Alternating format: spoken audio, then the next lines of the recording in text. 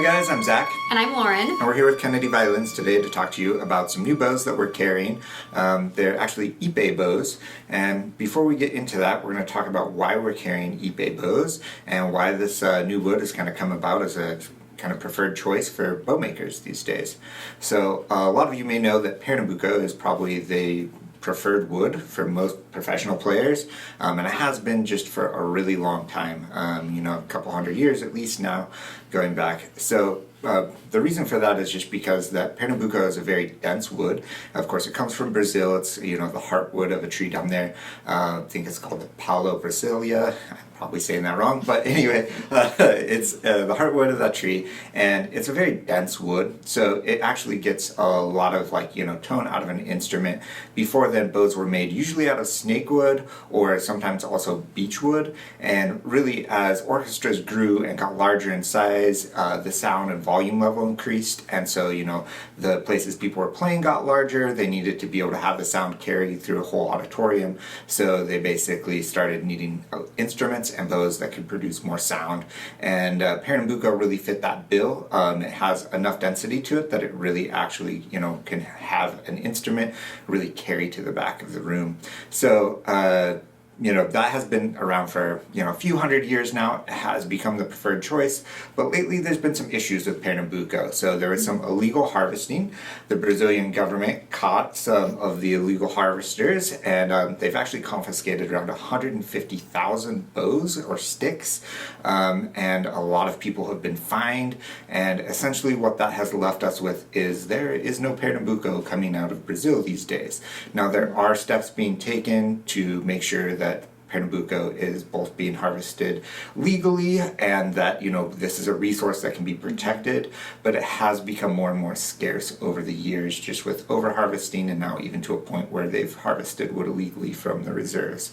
So over time, we are looking to get more Pernambuco bows back in stock and things going. We still have some, but it's just going to be a lot harder to come by for new bows for a while until they're able to get regulations together for exporting Pernambuco from Brazil. So in the meantime, we've got these great new bows from a very similar wood called Ipe. So what is Ipe and why are they making bows out of them? So Ipe is actually a Brazilian walnut, and Ipe can actually refer to a couple different species of trees, much like Brazil wood. There's sometimes bows that are called Brazil wood that can be actually slightly different species of tree. So it's very similar with Ipe, but Ipe is a very hard wood. It's actually really popular for decking because it's really resistant to rot and things like that.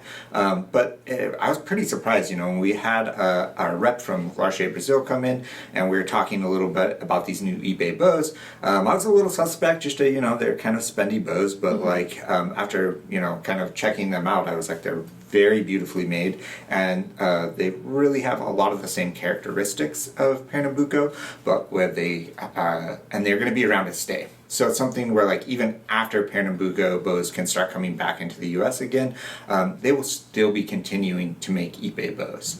And Lauren actually got a chance to play on some of them, and Lauren, what did you think of them? Yeah, I really liked them. They're really solid. If I were blindfolded, I probably wouldn't be able to tell the difference between a Pernambuco or an Ipe bow, and in a lot of cases, there were some of the certain Ipe bows that I actually liked over the Pernambuco, so they're a really high quality bow, very comparable to what's on the market right now. Yeah, and we actually have two very similar bows. They're actually lupot-style bows. So this one is actually the Pernambuco bow. Really, they're very similar, but this one has slightly different winding to the Ipe bow, which is here. And so we're actually going to give you a chance to hear them. They're both, like I say, similar style lupot bows, and we'll have Lauren play them a little bit and give you a chance to kind of hear them and hear the difference between them.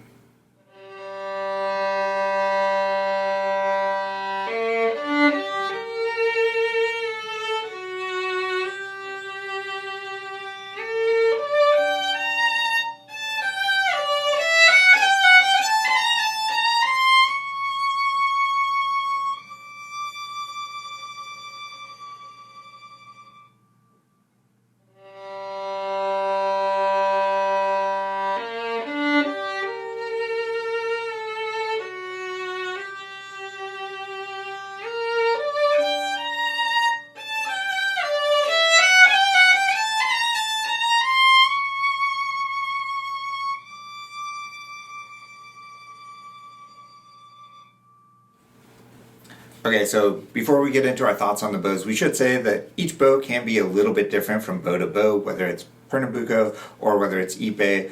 You can compare two comparable Pernambuco bows, and they're all going to be just a little bit different because they are handmade bows. But Lauren, what were your thoughts on playing those two bows? So tonally, I really honestly couldn't tell a difference between the two. They're both excellent bows. I did, however, notice kind of the feeling of the Ipe bow was a little bit heavier towards the frog versus the Pernambuco bow is a little lighter. With my experience in orchestral playing, I kind of want something maybe a little bit heavier, especially towards the frog. So just something that gets me a little bit more of an immediate action or reaction time, and then just a little bit more sound in general. But both very, very nice bows. Yeah, definitely. I really couldn't tell a difference tonally. Like, they both sounded really good. And, it's something that when you're picking out a bow, especially when you're looking, above the $500 range, when you're really looking into like a nicer Pernambuco bow or Ipe bow, I really recommend doing a trial because different bows respond different to different instruments. Sometimes a little lighter bow might work better with your instrument, a little heavier bow. Sometimes just your playing style comes into account. So we do really recommend doing a trial, and I think you have to kind of see and hear it to believe it that these things are just as good as the Pernambuco counterparts. But if you do want to do a trial, we actually offer in-home trials. They are less than the cost of shipping, and you can try up to 4 bows, so it really gives you a chance to go through all the bows in our range around a certain price point, and really pick something out you like. And if you do have any questions about the Ipe bows, which are going to be around for a long time now, go ahead and give us a call. We're happy to help. We're all players and musicians here, and we'd be happy to help you find the right bow for you.